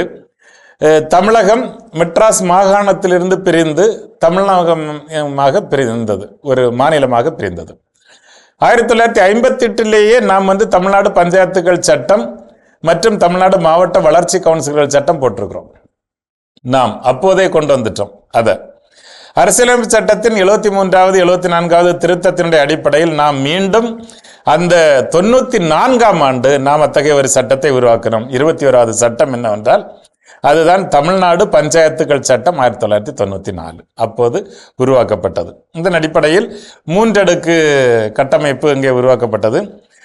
மாநகராட்சிகள், நகராட்சிகள், பேரூராட்சிகள், அது நகர்ப்புறத்திற்காகவும், கிராமப்புறத்தில் ஏறக்குறைய 80,000 கிராமங்களை உள்ளடக்கிய 12,500 கிராம பஞ்சாயத்துகள், 388 பஞ்சாயத்து யூனியன்கள், 36 மாவட்ட பஞ்சாயத்துகள். அப்படின்னா ஒவ்வொரு மாவட்டத்தும் ஒரு மாவட்ட பஞ்சாயத்துகள் இருக்கின்றன. இவ்வளவு அந்த 3 அடுக்கு முறை தமிழகத்தில் இந்த சட்டத்தினுடைய அடிப்படையில் தான் உருவாக்கப்பட்டிருக்கிறது. ஸோ நம்ம ஃபுல் ஃப்ளட்ஜாக ஓடிக்கிட்டே இருக்கிறோம்.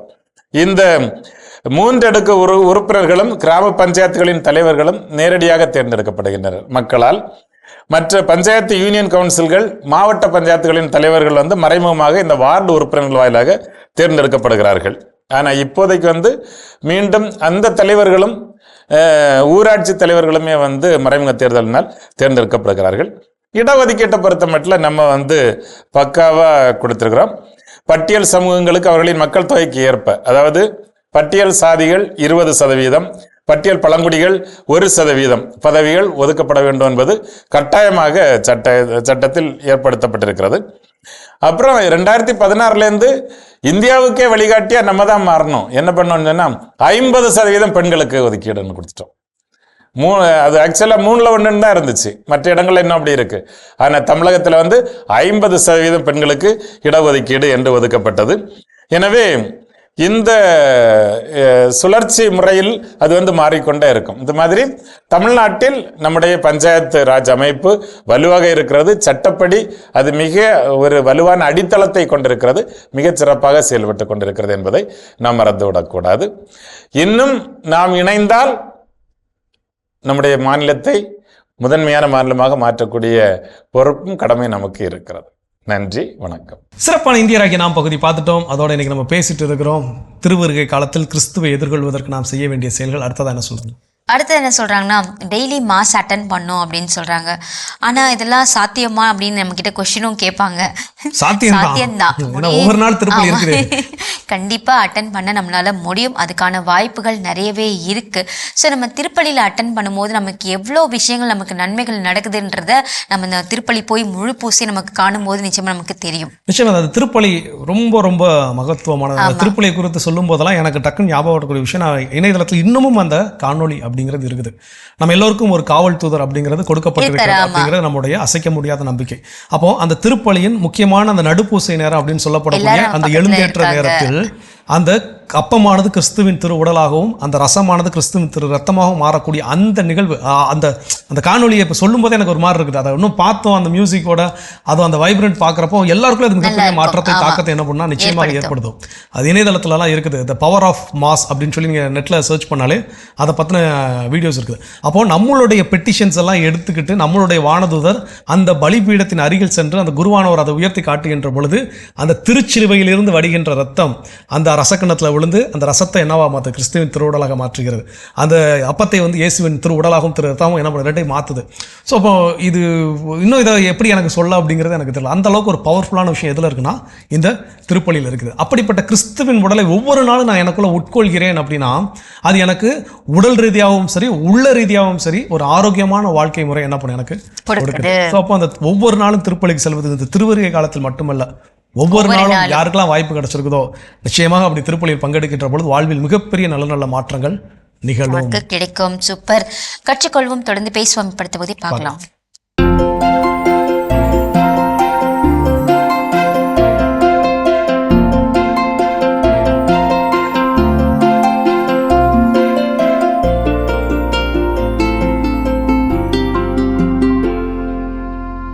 அனைவருக்கும் வணக்கம்.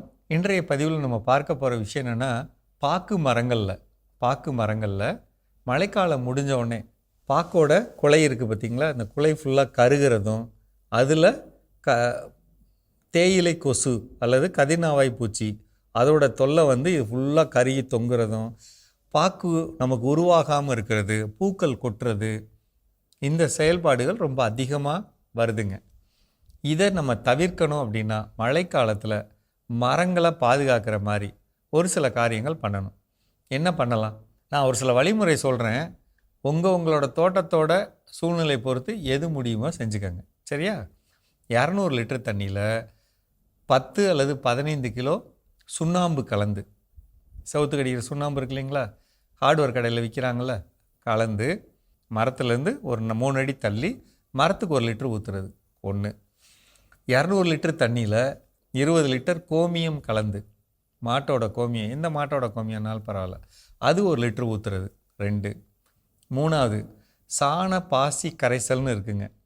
அதை நீங்கள், நான் ஏற்கனவே சொன்ன மாதிரி கோயம்புத்தூரில் கொடுக்குறாங்க இலவசமாக, அதை கொடுத்து அதை பெருக்கமடை செஞ்சு அதில் வாங்கி ஒரு 200 லிட்டர் போட்டு வச்சுக்கிட்டோம்னா அதுலேருந்து 30 லிட்டர் எடுத்து இன்னும் 170 லிட்டர் தண்ணியோட வச்சுக்கிட்டு அதை நம்ம நிலத்தில் கொடுக்குறது, மரத்துக்கு 1 லிட்டர்னு கொடுக்குறது. இது 3வது.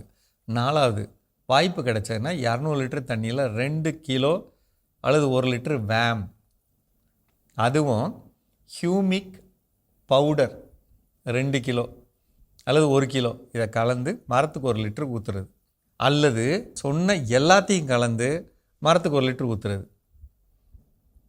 இதை செய்கிறப்ப இது ஒரு தடவை, இதெல்லாம் ஒரு சில காலத்தில் செய்யலாம். மாதம் ஒரு முறை இதில் எது கொடுக்குறீங்களோ அது கூட ட்ரைகோடர்மா விரிடி 1 லிட்டர் கலந்துக்கணும், அல்லது சூடோமோனாஸ் கலந்துக்கணும், அல்லது பேசிலஸ் சப்ஸ்டிலஸ் கலந்துக்கணும். அது கூட இதே கொடுத்தா போதும், அல்லது இதிலே 2 கலந்துக்கிட்டால் போதும். இல்லை எனக்கு கிடைக்கும் அப்படின்னா பேசிலோமைசிஸ் அது 1 லிட்டர் கலந்துக்கிட்டிங்கன்னா என்னென்ன நன்மை நடக்கும்? மரத்தோட வேரில் இருக்கக்கூடிய பூஞ்சைகள், பாக்டீரியாக்கள், கெட்டதெல்லாம் அழிஞ்சு போகும். நூற்புழு தாக்கம் இருக்காது. 3வது, வேரை சுற்றி இருக்கக்கூடிய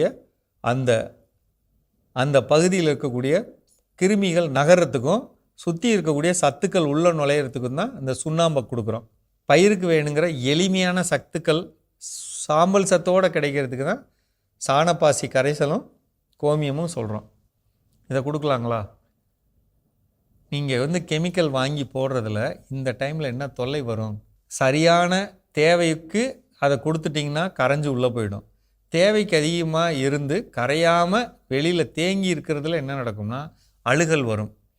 அழுகல் வர்றப்ப அதுவே வேரை காயப்படுத்தி நமக்கு வாயில் புண்ணு இருக்க மாதிரி வேரில் ஃபுல்லாக புண்ணை கொண்டு வந்துடும்.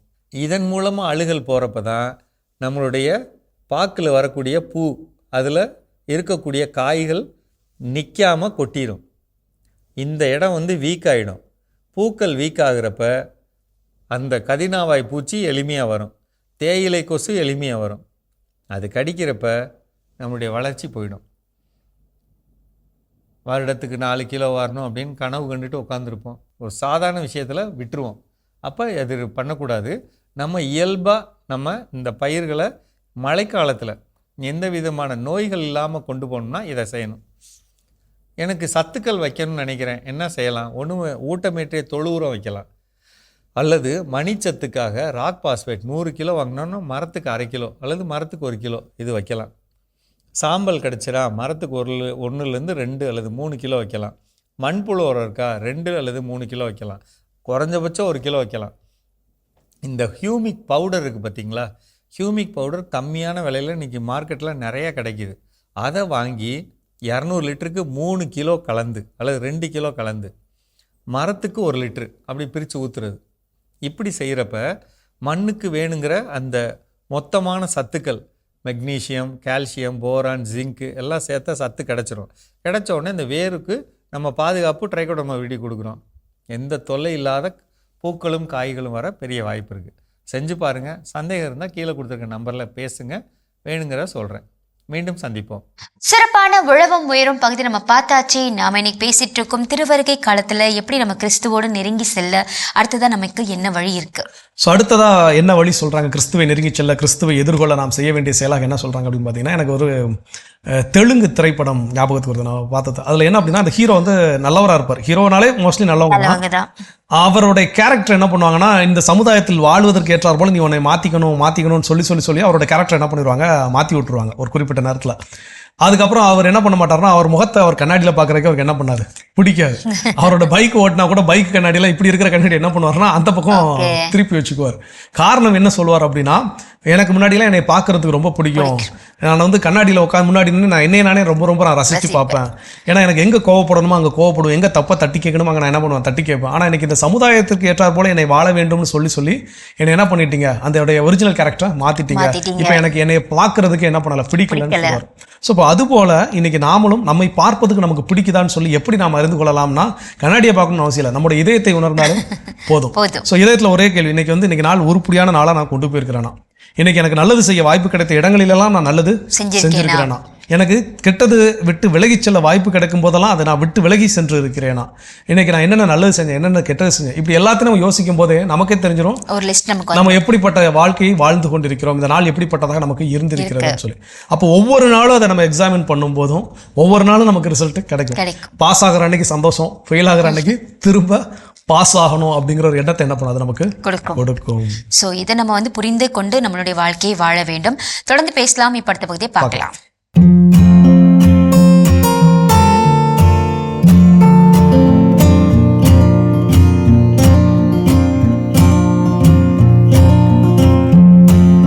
அன்பான மாதா தொலைக்காட்சி நேயர்களுக்கு வணக்கம். இன்றைய நிகழ்ச்சியில் யூரிக் அமிலம், யூரிக் ஆசிட், அதை பற்றி பார்க்கலாம். யூரிக் ஆசிட்னா என்ன, அதனால் மனிதருக்கு என்ன மாதிரி பாதிப்புகள் வருது, அது எப்படி கஷ்டப்படுறாங்க, அது எப்படி க்யூர் பண்ணுறோம், அதை பற்றி தான் இன்றைக்கி பார்க்க போகிறோம். இப்போது யூரிக் ஆசிடோட நார்மல் வேல்யூ, இப்போது பெரியவங்களுக்கு எவ்வளோ இருக்கணும், குழந்தைங்களுக்கு எவ்வளோ இருக்கணும் அப்படின்னு சொல்லுங்க. கண்டிப்பாங்க. பொதுவாக வந்து பாருங்க, இந்த யூரிக் ஆசிட் அப்படிங்கிறதே வந்து பார்த்தீங்கன்னா பியூரைன் மெட்டபாலிசம் அப்படின்னு ஒன்று நடக்கும். அந்த பியூரைன் மெட்டபாலிசத்தில் வரக்கூடிய வெறும் வேஸ்ட் ப்ராடக்ட் தான் இந்த யூரிக் ஆசிட் அப்படிங்கிறது. எப்போ இந்த யூரிக் ஆசிட் லெவல் ரத்தத்தில் அதிகமாகுதோ அப்போ ஹைப்பர் யூரிசீமியா அப்படின்ற ஒரு கண்டிஷன் வரும். அந்த கண்டிஷனால நிறைய பாதிப்புகள் அப்படின்றது வரும். இதனோட நார்மல் ரேஞ்ச் வந்து பார்த்தீங்கன்னா அப்ராக்சிமேட்லி அடல்ட்ஸ்க்கு வந்து பார்த்தீங்கன்னா ஏறக்குறைய 3.5 to 7.5 மில்லிகிராம்ஸ் பெர் டெசிலிட்டர் வரைக்கும் இருக்கலாம். இதே குழந்தைங்களுக்கு வந்து பார்க்குறீங்க அப்படின்னா 2.5 to around 5 milligrams per decilitre இருக்கலாம். இதுதான் வந்து பார்த்தீங்கன்னா நார்மல் ரேஞ்ச். எப்போ இது அதிகமாகுதோ நான் முன்னாடியே சொன்ன மாதிரி ஹைப்பர் யூரிசீமியா அப்படின்ற ஒரு கண்டிஷன் வரும். அந்த கண்டிஷன்னால என்னென்ன உடல் ரீதியான பாதிப்புகள் வரும் மேடம் சொல்லுவாங்க. இப்போது யூரிக் ஆசிட் அதிகம் இருக்கு அப்படின்னா ஒரு மனிதனுக்கு என்ன மாதிரி சிம்டம்ஸ் இருக்கும் அப்படின்னு பார்த்துட்டா அதை வச்சு தான் நம்ம டெஸ்ட்டுக்கே போகணும். இப்போது ஜாயிண்டில் ஊசியில் குத்துற மாதிரி, கத்தியில் குத்துற மாதிரி ஷூட் பண்ணால் என்ன பெயின் இருக்குமோ அந்த பெயின் வரலாம். அது கால் பெருவிரல் ஜாயிண்டில் அல்லது விரல் ஜாயிண்ட், கை ஜாயிண்ட்டு, முட்டி ஜாயிண்ட் எக்க வேணாம். ஃபஸ்ட்டு தொடங்குறது அநேகம் பேருக்கு கை விரல் ஆறு கால் விரலில் தொடங்கலாம். இதனோட தீவிரம் எப்படி இருக்குன்னா, சிலருக்கு மிட் நைட்டில் இந்த குத்தல் வலி அதிகமாக இருக்கும். இது என்ன அப்படின்னா, அந்த யூரிக் ஆசிட், அந்த பியூரின் வந்து நமக்கு அது ஒரு கெமிக்கல். அது நம்ம சாப்பிட்ற பொருளால், சில உணவுகளால் நமக்கு இது பிளட்ல அதிகமாக்குது. அப்போ அது டெபாசிட்டாக உட்காருது ஜாயிண்டில். எலும்புக்கு மேலே ஸ்கின்னுக்கு கீழே ரெண்டுத்துக்கும் நடுவில் உட்காருது. உட்காரும்போது நம்ம மூவ் பண்ணுறோம், அசைக்கும் போதும் அந்த ஜாயிண்டில் இருக்கும்போது அந்த குத்தல் வலி ஏற்படும், வீக்கம் ஏற்படும். உதாரணத்துக்கு ஒரு பேஷண்ட் சொல்கிறேன். அவர் வந்து மெரைனில் ஒர்க் பண்ணுறவர். அடிக்கடி வெளிநாட்டுக்கு போவார். ஒரு 6 மாதம் அங்கே இருப்பார், 1 மாதம் 2 மாதம் இங்கே வருவார். இது எதுக்காக சொல்கிறோம் அப்படின்னா, அவங்களோட உணவு பழக்க வழக்கம். பொதுவாக இந்த ரெட் மீட், நான்வெஜ் அதிகம் எடுக்கிறவங்களுக்கு மதுபான வகைகளில் சில வகைகளில் குடிக்கும்போது இந்த பியூரின் அதிகமாகுது. கரெக்டு. அது இல்லாமல் சிலருக்கு இறால் அதிகமாக சாப்பிட்றதுனால இன்னும் சிலருக்கு சில வகை மீன் அதிகமாக எடுப்பாங்க. அந்த மீன் பார்த்தீங்கன்னா நெத்திலி, அப்புறம் இந்த மட்டி மீன்னு சொல்லுவாங்க, மத்தின்னு சொல்லுவாங்க, மத்தி மீன் சொல்லுவாங்க. இதெல்லாம் அதிகமாக எடுக்கிறவங்களுக்கு இது வர்றதுக்கு வாய்ப்புகள் அதிகம். இப்போ ஏன் அந்த மெரைனில் ஒர்க் பண்ணுறவரை உதாரணத்துக்கு சொல்கிறேன்னா, அவங்க வந்து சீல தான் ட்ராவல், கப்பலில் தான். அப்போது அந்த என்ன ஃபுட்டு அங்கே ஷிப்பில் அவங்க சாப்பிட்றாங்கன்னு கேட்கும்போது ஆல்மோஸ்ட் டெய்லி மீன், சீ ஃபுட், இறால், சீ ஃபுட்டு, அடிஷ்னலாக ரெட் மீட்டும் உண்டு. அது இல்லாமல் கொஞ்சம் ட்ரிங்க்கும் பண்ணுவாங்க. இது அவங்க காமனாக டெய்லி பயன்படுத்தக்கூடியது. அப்போ அவர் இந்த சிம்டம்ஸ் சொல்கிறாரு. ஆனால் அவருக்கே இது யூரிக் ஆசிட் அதிகம்னு தெரியாது. நம்மக்கிட்ட பேஷண்ட்டாக வராரு, செக் பண்ணுறோம், அப்போ யூரிக் ஆசிட் அதிகமாக இருக்குது. அப்போ அது பிள்ளை பார்த்துட்டு அப்போ அவருக்கு என்னென்ன சாப்பிடணும், என்ன சாப்பிடக்கூடாது, கூட நம்ம ஆயுஷில் homeo medicine, ayurvedic medicine, natural diet இதெல்லாம் நம்ம சொல்கிறோம். சொல்லும்போது பார்த்திங்கன்னா அப்புறம் தான் டெஸ்ட் எடுத்தோம். டெஸ்ட்டில் அவருக்கு யூரிக் ஆசிட் அதிகமாக இருக்குது. ஆனால் அவங்க 2-3 மாத லீவில் தான் இருக்காங்க. அதுக்குள்ளே சரியாகணும். அவர் நடக்கும்போது பார்த்தீங்கன்னா காலை இழுத்துட்டு நடக்கிறார். தூக்கி வச்சு கூட நடக்க முடியாத அளவுக்கு அந்த கால் விரல்களில் வீக்கம், வலி இருக்குது. அப்புறம் அவருக்கு நம்ம டயட்டு சொல்கிறோம், நம்ம மெடிசன்ஸ் ப்ளஸ் டயட்டு. இப்போது எதனால் அதிகம் ஆகுதுன்னு சொன்னோம் இல்லையா, அந்த உணவுகளை கண்டிப்பாக நீங்கள் தவிர்க்கணும். அப்புறம் ஆல்கஹால் கட் பண்ணணும். அதுக்கு பதில் நீங்கள் நிறைய குடிக்கணும்.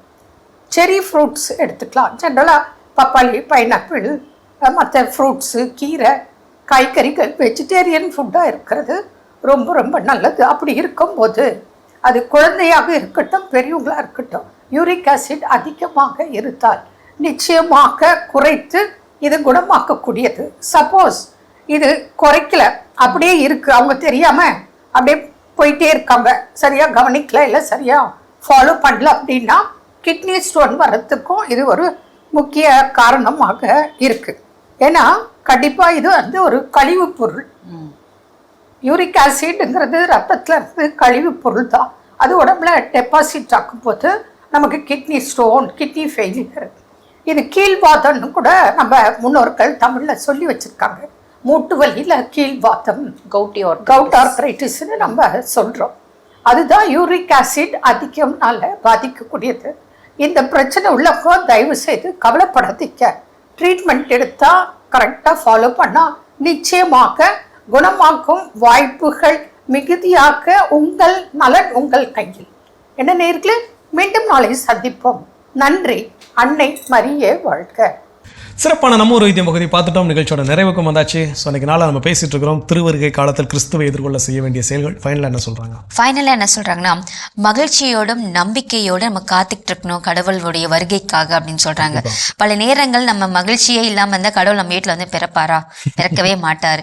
எல்லாருக்குமே நல்லா இருக்கக்கூடிய கிறிஸ்மஸ் கூட நம்மளுடைய வீட்டில் வந்து நல்லாவே இருக்காது. ஸோ அதனால எப்போவுமே நம்ம ஆயத்தமாகவும் மகிழ்ச்சியாகவும் நம்பிக்கையோடு எதிர்கொள்ள வேண்டும். கண்டிப்பாக ரெண்டு தான் ரொம்ப ரொம்ப முக்கியம், ஜாய் அண்ட் ஹோப். அது ரெண்டும் நம்ம இப்போ கூட எதிர்நோக்கின் திருப்பயணிகள், அப்படியே எதிர்நோக்கோடு என்ன பண்றோம், பயணித்துக் கொண்டிருக்கின்றோம், கடவுளை எதிர்கொண்டிருக்கின்றோம், எதிர்கொள்ள காத்திருக்கிறோம் அப்படிங்கிறது.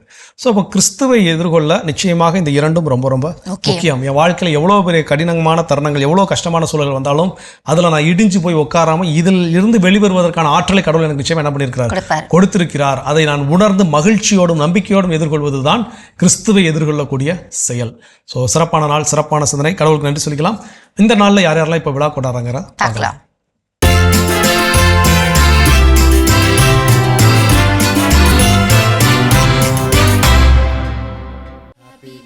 யூகேவில் வசிக்கும் அருள் பிரமிளா இன்று தனது பிறந்த நாளினை கொண்டாடுகிறார்.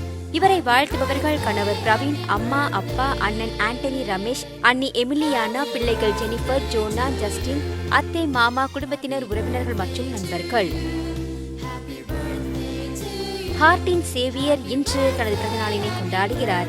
இவரை வாழ்த்துபவர்கள் ஆண்டோ, ஜெசி, கோசி, லவ்ரா, சார்லஸ், சலோமி, தாஷியஸ், திவ்யா, ஆல்வின், மெர்சிபா, ட்ரீனிட்டா, அஜிஷ், மிச்சல், செல்டோன், குடும்பத்தினர், உறவினர்கள் மற்றும் நண்பர்கள். மரிய ரோசெல்லோ இன்று தனது 5ஆம் ஆண்டு பிறந்த நாளினை கொண்டாடுகிறார். இவரை வாழ்த்துபவர்கள் அப்பா, அம்மா, சகோதரி, பாட்டி, குடும்பத்தினர், உறவினர்கள் மற்றும் நண்பர்கள். சிறப்பான விழாக்குளம் பகுதி நம்ம பார்த்தாச்சு. இன்றைக்கு திருமண நாள், பிறந்த நாள் கொண்டாடின எல்லாருக்கும் வாழ்த்துக்களை தெரிவித்துக் கொண்டு அவங்களுக்கான இறை ஆசிரியம் காத்துட்டு இருக்கு, அதையும் பார்க்கலாம்.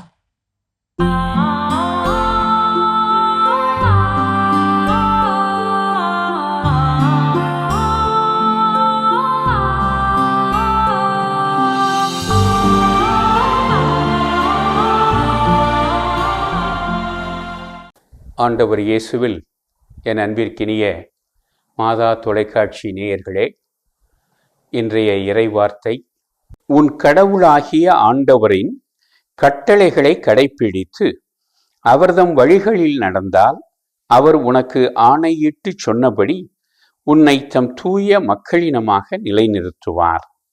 அப்போது பூவுலகில் மக்களினத்தார் அனைவரும் ஆண்டவர் தம் பெயரை உனக்கு வழங்கி இருக்கிறார் என கண்டு உனக்கு அஞ்சுவர். இணைச்சட்ட நூல் அலகு 28, இறை வார்த்தைகள் 9, 10 ஆகியவை.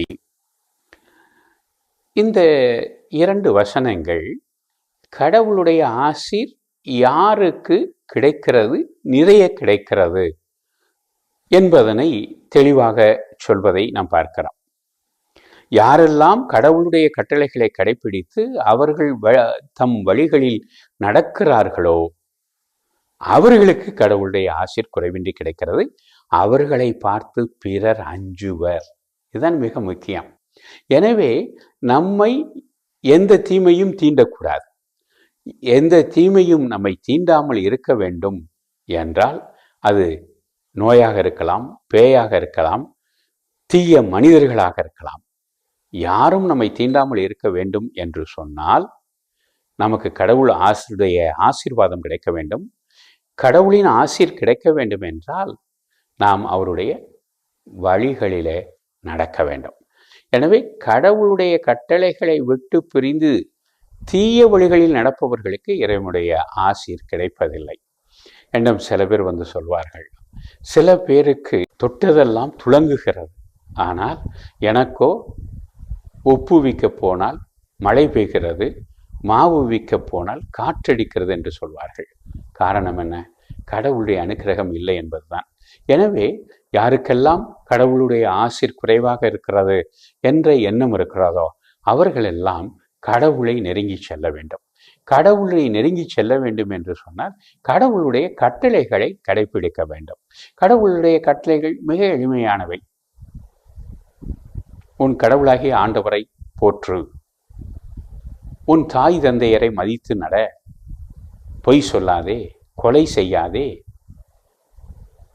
அயலானுக்கு எதிராக நீ செயல்படாதே, பிறருடைய பொருளை அல்லது மனைவியை நீ திருடாதே ஆகிய கடவுளுடைய கட்டளைகள் மிக எளிமையானவை. கடவுளுடைய கட்டளைகள் இந்த 10 கட்டளைகள், திருச்சபை கட்டளைகள் 6 ஆகியவற்றை நாம் கடைபிடித்தாலே போதும். நாம் வாழ்க்கையிலே கடவுளுடைய ஆசீர்வாதங்களை நிறைய பெற்றுக்கொள்வோம். எனவே இறைவனுடைய கட்டளைகளை கடைபிடித்து அவரது மொழியில் நடந்து அவருடைய ஆசீருக்கு குறைவின்றி தகுதியுடையவர்களாக இருக்க இந்த நாளிலே இறையருளை பிரார்த்திப்போம். எல்லாம் வல்ல இறைவன், தந்தை, மகன், தூய ஆவியார் உங்களை ஆசீர்வதிப்பாராக. ஆமென். மிகச்சிறப்பு. நம்ம அன்பு ஆயரோட இறையாசிர் நம்ம அனைவருக்கும் நிறைவாக கிடைச்சிருக்குது. இந்த மகிழ்ச்சியோடு இன்றைய நாளில் நாம் கற்றுக்கொண்ட பாடம் திருவருகை காலத்தோட 2வது வாரத்தில் அடியெடுத்து வைக்கக்கூடிய இந்த தருணத்தில், இந்த திருவருகை காலத்தில் கிறிஸ்துவை எதிர்கொள்ள நான் செய்ய வேண்டிய செயல்கள் என்ன அப்படிங்கிறது ஒரு பெரிய பட்டியல் கொடுக்கப்பட்டிருக்கிறது. இதில் சில விஷயத்தை நான் ரெகுலராக செஞ்சுட்டு தான் இருக்கிறேன் அப்படின்னு சொன்னீங்கன்னா ரொம்ப ரொம்ப சந்தோஷம், மகிழ்ச்சி. அதை தொடர்ந்து நாம் செய்ய வேண்டும். இல்லை நான் இதில் இன்னைக்கு தான் நான் அதை தொடங்க போகிறேன் அப்படின்னா அதை இந்த திருவருகை காலத்தோடு மட்டும் நிறுத்தி விடாமல் நம் வாழ்நாள் முழுவதும் நாம் தொடர வேண்டும். ஸோ அப்போதான் கடவுளை எப்போதும் நம்ம எதிர்கொள்ள அந்த தொடக்கத்தில் கதையில கேட்ட மாதிரி எப்போ நம்ம ரெடியா இருப்போம். ஸோ அந்த மாதிரி ரெடியா இருக்கிறதுக்கு வாய்ப்பை கொடுத்த கடவுளுக்கு நன்றி சொல்லி இன்னைக்கு நம்ம நிகழ்ச்சியை நிறைவு செஞ்சதுனால இனிதே தொடங்கலாம். அன்பானவர்களே, கிறிஸ்துவுக்காக காத்திருப்போம், கிறிஸ்துவை எதிர்கொள்வோம் என்ற இந்த சிந்தனையோடு இன்றைய கடவுள் வணக்கம் நிகழ்ச்சியை நாங்கள் நிறைவு செய்கிறோம். இந்த நாள் இனிய நாளாக அமைய மாதா தொலைக்காட்சியின் வாழ்த்துக்களும் ஜெபங்களும். மீண்டும் உங்களை கடவுள் வணக்கம் நிகழ்ச்சியில் சந்திக்கும் வரை உங்களிடமிருந்து விடைபெறுகின்றோம். இயேசுவுக்கே புகழ். மரியே வாழ்க. நீ ஆர்ட்ஸ் தானடா படிச்ச, எப்படி ஐடில வேலை பார்க்குற? எந்த டிகிரினாலும் பரவாயில்லண்ணா, சென்னையில் இருக்க எஸ்எல்ஏ ஐடி ட்ரைனிங் இன்ஸ்டியூட் தான் நான் ட்ரைனிங் எடுத்தேன். மாதம் 30,000 சம்பாதிக்கிறேன். சூப்பர்டா. For IT training and placement, contact 8870767784.